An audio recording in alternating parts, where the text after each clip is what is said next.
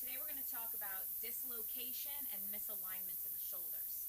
So these are my top five picks. Obviously, I can go on for hours about what poses to do for shoulders, but you don't have hours. You're trying to add this yoga, rehabilitation, restorative style to your already routine that you've given by your doctor. I also want you to make sure you're cleared by your doctor to start any workout or yoga training before you do any of these poses. So today we're talking about dislocations and misalignments, like I said.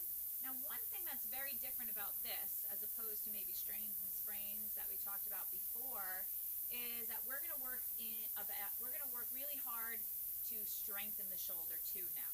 When there's a misalignment or dislocation, most of the time it's indicated that there's a sort of asymmetry in the structure of the shoulder. So there might be a multi-directional instability of the shoulder joint. So we're going to try and strengthen the whole shoulder joint. It's a three-dimensional joint, very complicated joint in all directions.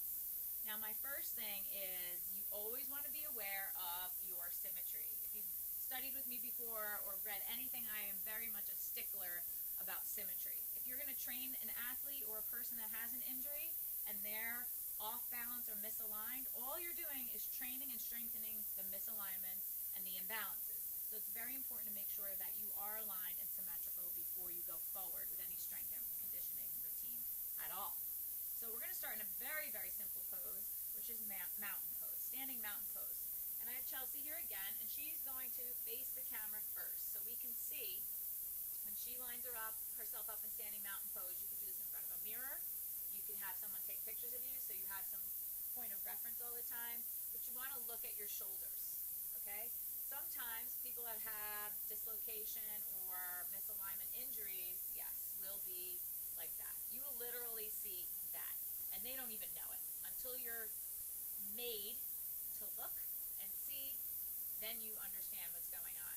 So if this is her posture, this isn't just affecting her shoulder joint, right? This is affecting her neck, this is affecting her hips, her spine, into her hips. It'll affect how she runs. If you're an athlete, it may slow you down. It may make you have to work harder and you're not even realizing it. So take a minute, whether you have an injury or not, and stand in front of the mirror in the morning, close your eyes, roll your shoulders up, back down, take a look and see how high your shoulders are. So this is your sort of observation kind of pose as well, right? You want to feel your feet on the floor, nice deep breath, tall, open posture, not slumping forward, a lot of space. Simple as that. So this is your assessment pose, okay? Right? You're going to look, you're going to see imbalances, and you're going to have a very clear idea of what you need to work. A lot of times, if she had an injury in her right shoulder, the other shoulder starts to get tired, imbalanced, overworked, and abused because this one doesn't work for you anymore. So now this is going to take over the brunt of her life, and it just goes back like a ping pong match, okay? So we're going to turn you now, still in standing mountain pose, and we're going to go into chair pose. So we're going to start to build a little bit of strength in her spine and the shoulder joint, okay? She's just going to sit in. I'm going to give you, you can tap me on the shoulder when you're holding chair pose a little too long. You could have your feet hips width apart like she does. You could have a block between your knees, or I like to do it with my legs all the way together so I really feel knees together and strong.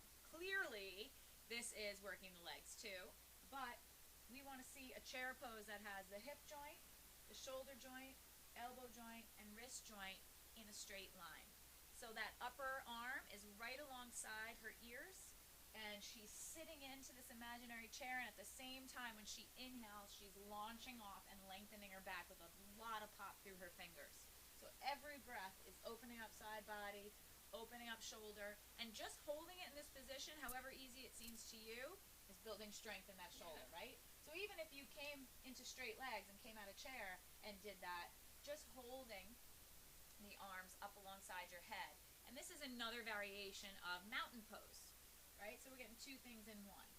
Upper arm right alongside the head, she's stacking the joints, really feeling the lift and the opening in the shoulder and side body. And if you're feeling really good, you can bring the palms together, get a lot of length in the body, and you can start doing a very baby back bend.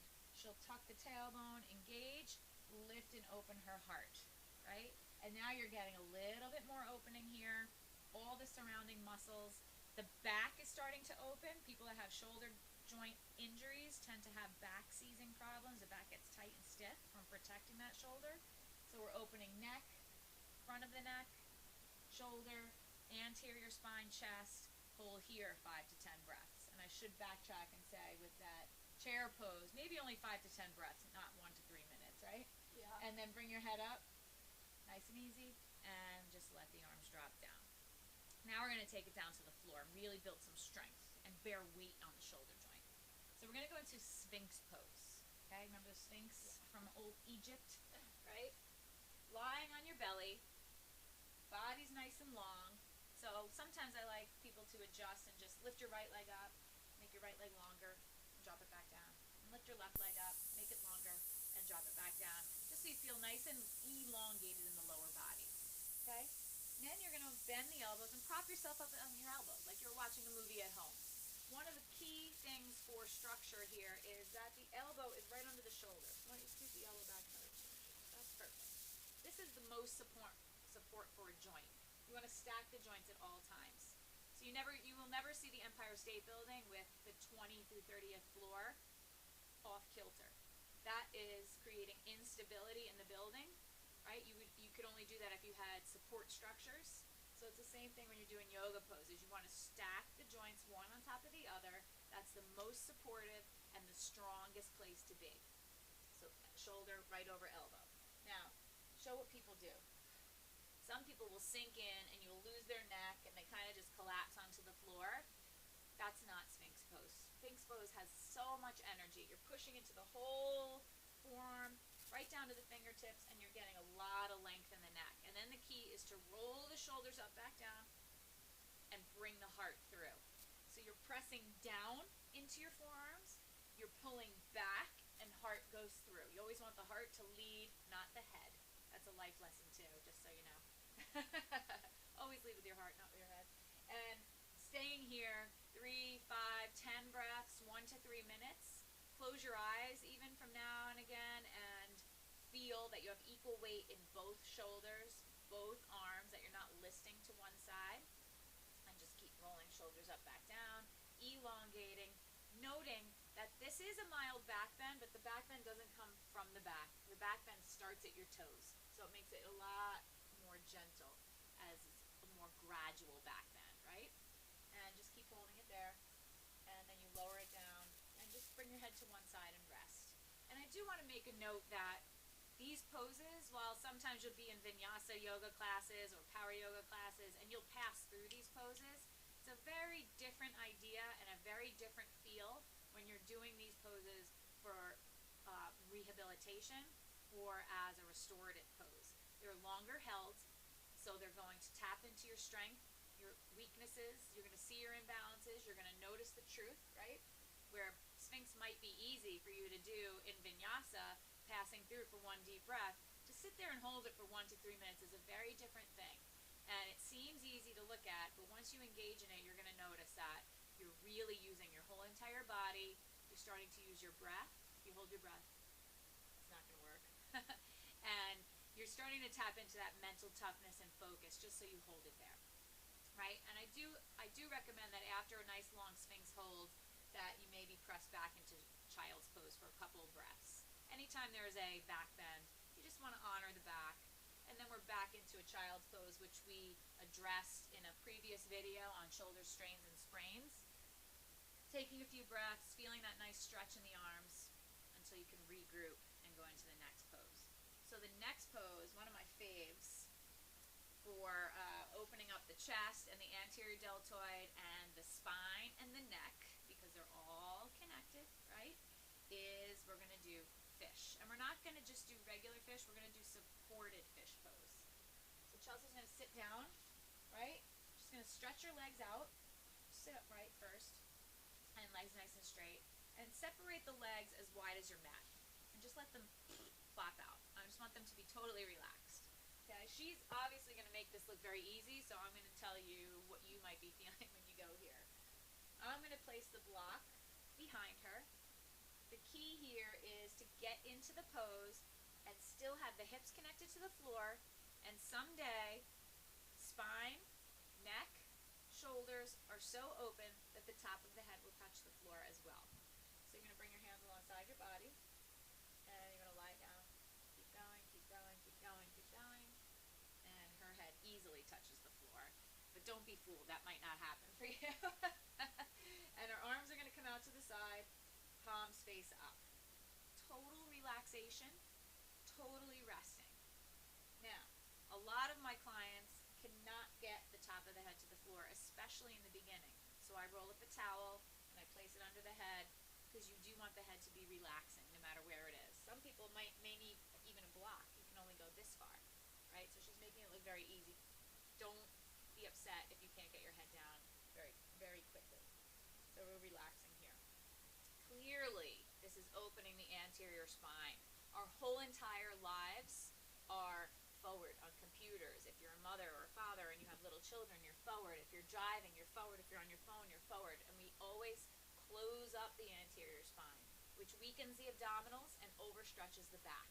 So we're trying to undo that, give more space and mobility in the spine and neck, and therefore more space and mobility in the shoulder joint, which is our goal, right?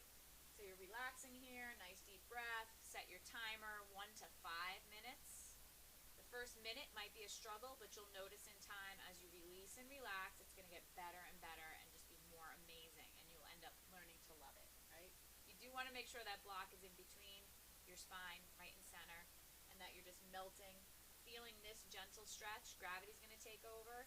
You want to feel how your hands hit the floor, because this is going to be able to give you an indication and an assessment on your misalignment. So if you close your eyes, and if you notice this arm, I only feel my pinky touching the floor, but this arm, when it's relaxed, I could feel the whole back of my palm touching the floor. That's clearly a misalignment, right? You're losing some of the rotation in that right shoulder, and you got to work to get it as open as the other side. Feel how you hit the floor. Do you feel the same weight from fingertip to elbow on the right as you do on the left? I encourage you to either film yourself or have people take pictures of yourself in these poses so you can analyze and see if one shoulder's higher or lower, and if that's in alignment with the injury that you're nursing, right? This is kind of good, right? Feels really good. It feels I'm really loving good. it. I know, I like this one too. But all good things must come to an end, and coming out of this is very specific, and I'm telling you right now, it might not be easy, okay? So listen very carefully, and I hope you listen before you're actually trying this. You are going to bring your elbows underneath your body as close to that block as you can. Okay? You're going to start to feel that they're maybe taking on a little bit of the weight now. And then you're going to push the elbows back towards your head until you start to feel that your elbow is secure into the floor and your arms can bear weight. And once that happens, take a deep breath in. On the exhale, bring your chin up to your chest. Bear weight in the arms, bring the elbows back, back, back, and then you're going to come all the way up to seated. It may not be easy, especially if you really released and relaxed. Coming out is not very easy for a lot of poses. But you should feel your posture right away open up. You should feel that you're a little easier breathing. Your organs are going to have more space to function and oxygenate the body, and therefore heal the shoulder. Good one? Love that one. We should end on that one, but we're not. So we're going to go to Cobra Pose now. And like I said in the beginning, dislocations and misalignment are an indication of multi-directional instability in the shoulder. So we want to start to build strength in the shoulder. So kind of like Sphinx, only a little bit more intense. Lying on your belly, lift one leg up, lengthen it out, lift the other leg up, lengthen it out. If you have low back issues and you're feeling a little pressure, then you want to maybe emphasize pressing the hips down into the floor and easing that low back. You're going to set the palms up like Chelsea did, with palms flat right under the shoulder. So that means the hands are not here, right? That's not under the shoulder. The hands are not way back here. That's going to hurt the wrist. Hands are right underneath your shoulder, elbows towards each other behind you, and you're going to feel the hands on the floor. Circle the palm, lengths of the fingers, push into the entire hand. You're going to have to focus on pushing into the pointer and thumb side of the hand, because that's where most people roll off, and then you're going to feel much strength. You're going to feel maybe some wrist issues, so make sure you're plugging that whole hand into the floor. Roll your shoulders up, back down, and you're going to push into your hands equally and roll it up. Roll it up as far as you can. If your hips start to come off the floor, you may want to stop. She has a super flexible back, so we're going to bring it down a little bit and show where us normal people go, right? Which is right about here. Could even be lower. Could even be a little bit lower. It's going to be hard for her to hold that, but give me your safe word when you want out. So palms are flat, fingers spread, right? We're tucking that, we're really plugging that whole hand into the floor. She's going to keep rolling her shoulders up, back down. Like we said before, heart leads, not the head. Roll up, back down. You're building strength in the tricep, in the bicep, in the shoulder joint, which is really important, in the neck, and very much in the back. If you really want to rock it out, you could take a deep breath, lift your hands a millimeter off the floor, and see where you are. So that's her true Cobra. Then she'll put her hands back down and enhance it a little and push up a little bit more. Good. Roll the shoulders up, back down. Hold this 5 to 10 breaths, maybe 1 minute. Take a rest and do it again. So get a lot of length from the tips of your toes to the top of your head. I'm getting the feeling like she wants to come out of it. So lower it nice and low. Turn your head to one side. I suggest you do it 2 or 3 times because you can't hold that one as long, but you're going to feel strength building, right? We're going to build strength in that back, front, shoulders, arms, and that's all protecting the shoulder joint. After she did it 2 or 3 times, then I would say nice and gently press back into your child's pose. So for dislocations and misalignments, my top 5 yoga pose picks are mountain pose with the extended arm, chair pose, sphinx pose, supported fish, and cobra, ending in your child's pose with a few nice deep breaths. You could do these every day. You can do them pre-workout, pre-physical therapy. You could do them every other day. I do suggest when you're there, you find a nice quiet place and really take some time to tune in and feel how you feel when you're in them. If you feel zapping, knifing pain, adjust the pose or don't do it for now.